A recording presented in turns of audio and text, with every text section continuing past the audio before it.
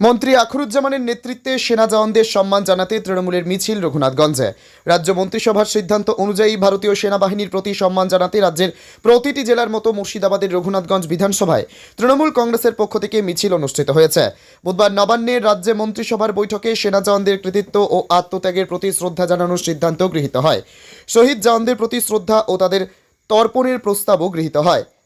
মন্ত্রিসভার বৈঠক শেষে মুখ্যমন্ত্রী মমতা বন্দ্যোপাধ্যায় জানান, তৃণমূল কংগ্রেসের পক্ষ থেকে সেনা জওয়ানদের সম্মান জানিয়ে রাজ্যের প্রতিটি জেলায় শনিবার ও রবিবার দুপুর 3টে থেকে বিকেল 5টের মধ্যে মিছিল সংগঠিত হবে। মূলত জওয়ানদের সাহসিকতা ও দেশের প্রতি তাদের আত্মবলিদানকে সামনে রেখে এই কর্মসূচি। শহীদদের পরিবারের প্রতি সমবেদনা জানানো হবে এই কর্মসূচি থেকে। এই কর্মসূচির অংশ হিসেবে রবিবার রঘুনাথগঞ্জ বিধানসভার তৃণমূল কংগ্রেসের উদ্যোগে একটি বর্ণাঢ্য মিছিল আয়োজিত হয়। এদিন বিদ্যুৎ প্রতিমন্ত্রী আখরুজ্জামানের নেতৃত্বে প্রায় কয়েক কিলোমিটার মিছিলটি হয়। পথসভার মধ্য দিয়ে এদিনের কর্মসূচি শেষ হয়। এই মিছিল ও কর্মসূচিতে স্থানীয় নেতৃত্ব ছাড়াও সাধারণ মানুষের উল্লেখযোগ্য অংশগ্রহণ লক্ষ্য করা যায়। সেনাবাহিনীর প্রতি সম্মান জানাতে এই কর্মসূচিকে এলাকাবাসী স্বাগত জানান।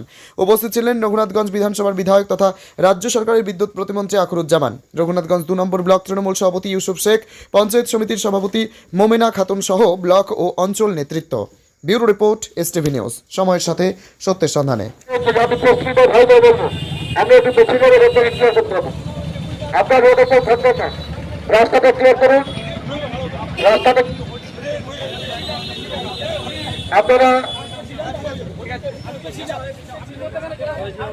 আপনারা একটু জানাবো, তাদের জয়ধ্বনি জয়গান গাইব।